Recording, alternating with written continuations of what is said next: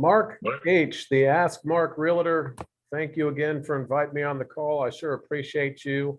I hope everything's going well for you this morning. We're here today to talk about attic insulation factors. And again, we appreciate you guys, our clients and family and friends, sharing these videos on YouTube and Facebook and LinkedIn. If you like the videos, definitely smash like and share it on all those different social media platforms. Mark, how are you this morning, and what do you have to share about attic insulation? Hey, I'm doing well today. It was great. It's the temperatures were a little bit cooler, but attic insulation. If you can see the little square rectangle in my ceiling, I can. that's how you get to the attic. That's how you can add insulation, and you don't have to be an expert to do this. There's usually about 3 inches of loose insulation laying on top between the 2x4s.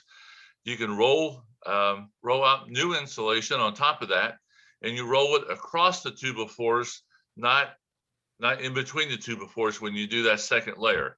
First layer is what's loose, is already there. Second layer, you go across the 2x4s.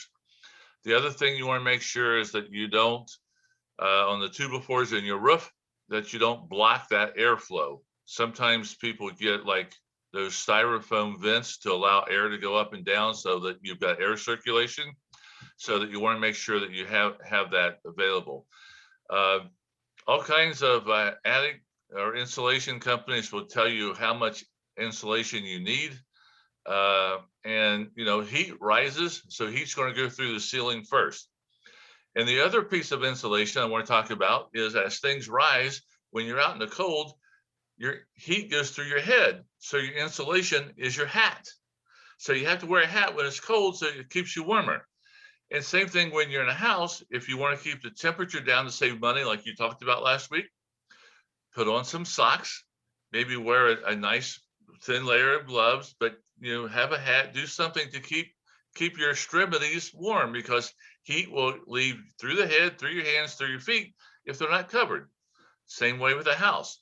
If you don't have attic and if you don't have insulation in the attic, heat's going to go right through, and your heating bill is going to go sky high, and your AC bill will go sky high. Mark, those are great tips and hints for anything home. And again, home tips and hints with Mark H., the Ask Mark Realtor, and Mark Dandrea, the Doctor of Real Estate. I did some research, and an R factor, which is simply the ability of your home to keep air conditioning in the summer and to keep heat in the winter. It's just a fancy term for the amount of thickness of insulation. An R38 attic insulation is between 10 and 14 inches thick. So just keep that in mind as one of your tips and hints, guys that are listening to this. The thicker that insulation is, the higher your R factor is. Most new home builders have an R factor in your attic now of R40 to R50. So certainly very, very effective and very well insulated. So 10 to 14 inches gets you an R38.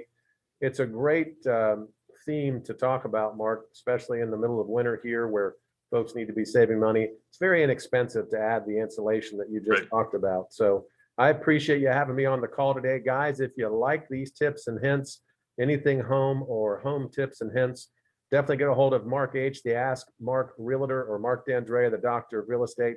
Don't forget to smash that like button. Mark, I appreciate you having me on the call today. Mark, I got one more thing. Yep, fire away. As heat rises, if you have, like, people have lofts now, so it's not like the cookie cutter where everything is an 8-foot ceiling.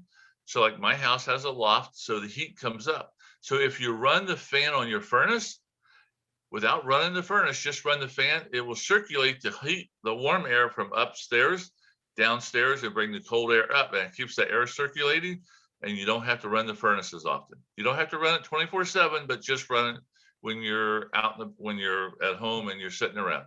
So whatever insulation you have in your attic, that'll be helpful to you. That's a great tip. It's a great hint. Appreciate you having me on the call, Mark. Have a great rest of the week, and we'll see you next week. Thanks, Mark. See you soon. All right, buddy. Bye.